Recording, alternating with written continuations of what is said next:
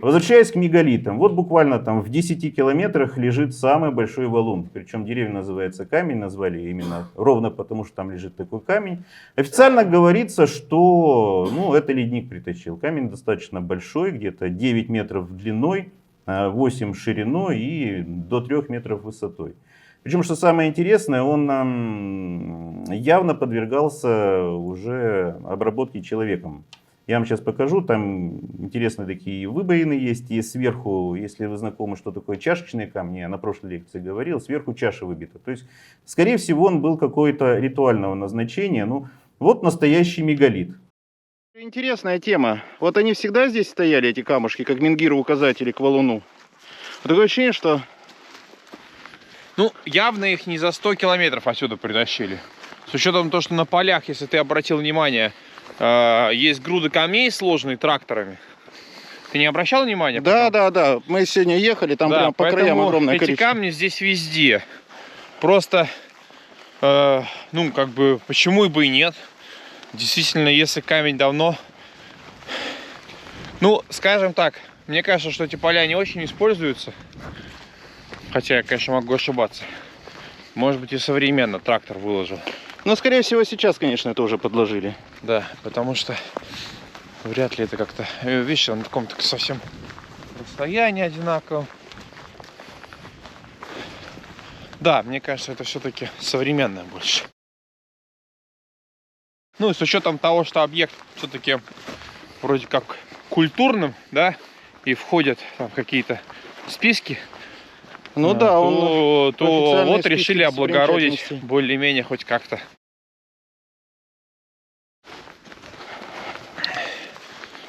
Вот видишь, тут что-то проезжает. Отважные трактористы, да. Видишь, дровишки туда возят. Ага, вот он там указатель. То есть мы до камня дошли, по крайней мере. Вон он. Ага. Слушай, он прям здоровучий. Знаешь, первая какая-то самая ассоциация? Бальбеки. Мегалит этот. Слушай, давай по чесноку. Вот я копал на даче, закапывал септик в прошлом году. У нас нету никаких камней на поверхности. На глубине где-то 2,5 метров у меня был валун где-то порядка 2 на 3 с чем-то под землей. Что мы здесь видим? Мы здесь видим овраг. Был ли этот овраг всю жизнь? Непонятно. Может быть, копали землю и нашелся там валун. То есть, под нами валунов куча, по факту, да? Даже ты у меня же был на даче и все видел. Там никакие валуны, там только то, что я привез для ландшафта.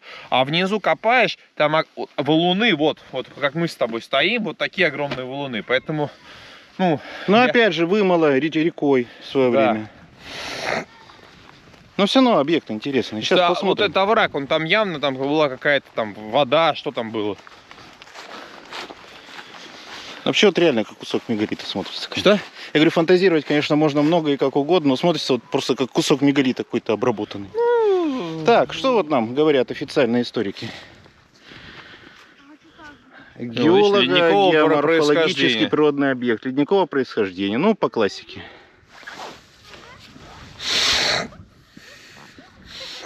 9 метров в ширину, 5 метров в высоту. Другая часть находится под землей. То есть там еще под землей может 10. Видимая часть камеры, расположена под поверхностью, составляет около 10 метров в длину, 9 в ширину и 5 в высоту. Другая часть валуна, находящаяся под землей, неизученная, размеры неизвестны. По местным поверьям, они значительно больше наземных размеров, что еще больше дополняет его масштабы. И, собственно, давай покажем-то. О чем мы говорим? А то мы говорим, а не показали.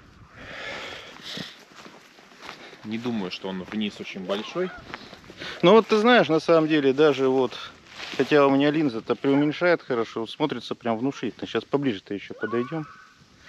Ты хочешь, как мальчики, так скачаться? Ты знаешь, я, наверное, давай, воздержусь. Коля Субботин и сделал кувырок. Последнее селфи Николая Субботина, да?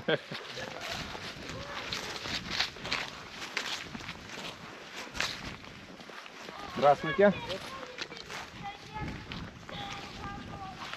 Ну, надо будет взлететь обязательно, конечно.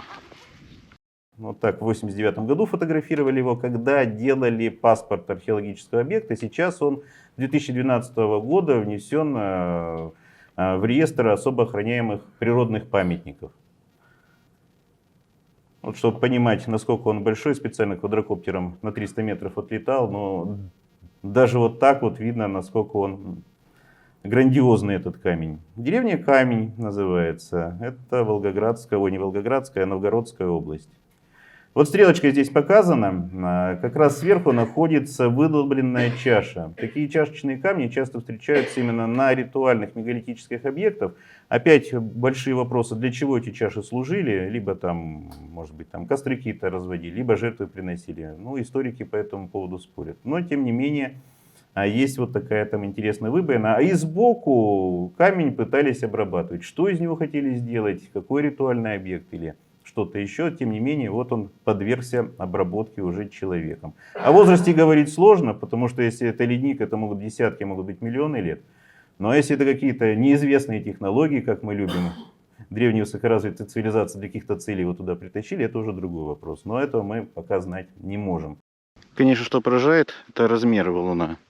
10 метров в длину, 9 в ширину и до 5 в высоту. Хотя на самом деле я вижу, что он намного выше. Ну и говорят, что еще неизвестно, сколько он в землю уходит. Проходили раскопки или нет, я еще не выяснил.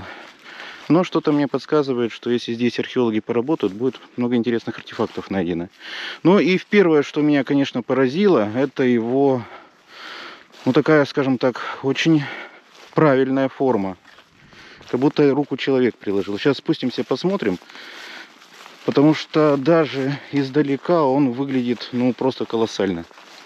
А вблизи, так это просто настоящий мегалит.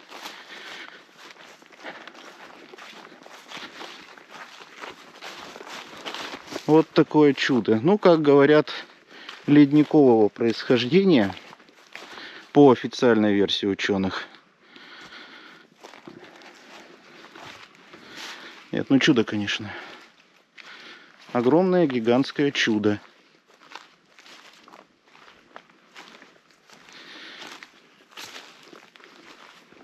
Сейчас мы еще наверх поднимемся, потому что я когда летал сейчас на квадре над ним, туда наверх лесенка идет. Но хочу сначала просто вот вокруг его всего подснять, чтобы потом можно было, не торопясь, уже изучить форму его. Ну, смотрится он, конечно,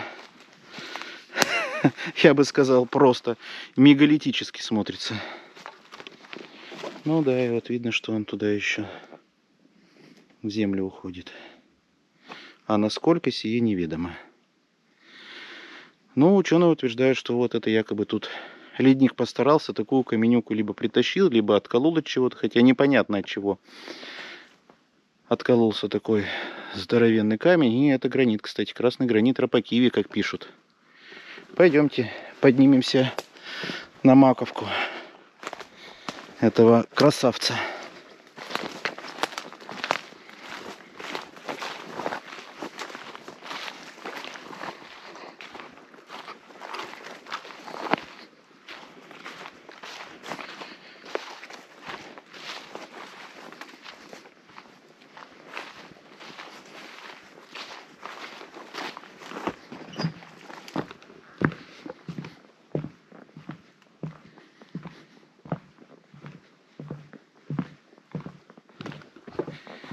Да, ну просто, конечно, мегалитический мегалит. Да, красный гранит Рапакиви. И как его сюда притащило, каким ледником, каким ветром его надуло, с какой виманы его сюда сбросили, сие, конечно, неведомо. Попробуй. Ох ты, как он с этой-то стороны мхом замечательно порос. Берендиевы такие заросли. Те, кто занимается космоэнергетикой, говорят, что если камень вот так вот мхом порастает, он живой. Я не совсем понимаю, что значит живой, но смотрится это, конечно, очень красиво, мило, и прям хочется его потрогать, прикоснуться. Сейчас попробую залезть на него, не знаю, конечно, тут, он, говорят, скользкий, но посмотрим, примет меня камень или сбросит. Ой-ой-ой.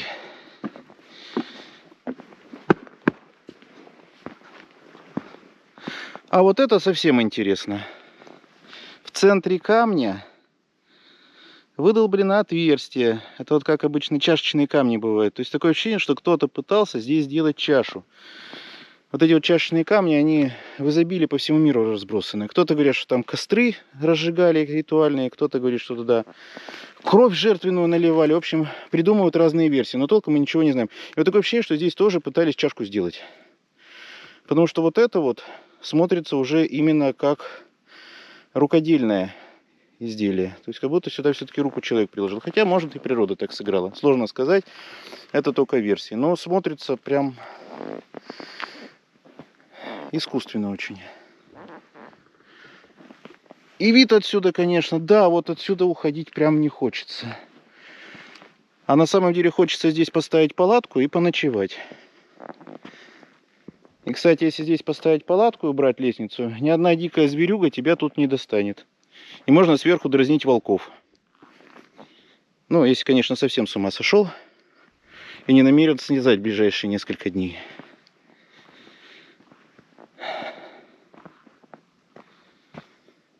Сколько же миллионов лет он тут пролежал. Ну, друзья мои, мегалитом это назвать сложно, потому что мегалит все-таки это каменюка, к которой человек руку приложил. Но смотрится она прям, ну... У меня первое впечатление было, когда я сюда спустился, как будто я приехал в Баальбек и увидел кусочек вот той вот недоделанной колонны, или что там хотели из него сделать, это непонятно. Ну, вот такое же впечатление. Так что, друзья мои, есть у нас вот такие мегалиты. Природные или неприродные, это уже другой вопрос, но мегалитом этот камень, я считаю, назвать вполне можно. Потому что, по крайней мере, вот то, что я вижу, человек все-таки к нему руку приложил. Так что, априори, мы можем назвать его мегалитическим. Так, спускаемся вниз, сейчас еще обойдем, подснимем, и уже темнеет, пора отправляться дальше. На удивление искал по нему информацию, потому что вокруг таких камней всегда должны находиться какие-нибудь очень интересные археологические находки. Почему-то археологи там никаких работ не проводили. Ну вот, друзья мои, так вот примерно выглядели путевые камни. Насыпался небольшой холмик, курганчик маленький, и на него устанавливался путеводный камень, чтобы видно его издалека было. Но, скорее всего, это уже современное произведение местного творчества. Стоит на повороте к памятнику природы Валуну, где мы только что были. Ну и вот как раз очень интересная такая реплика старинных менгирных указателей.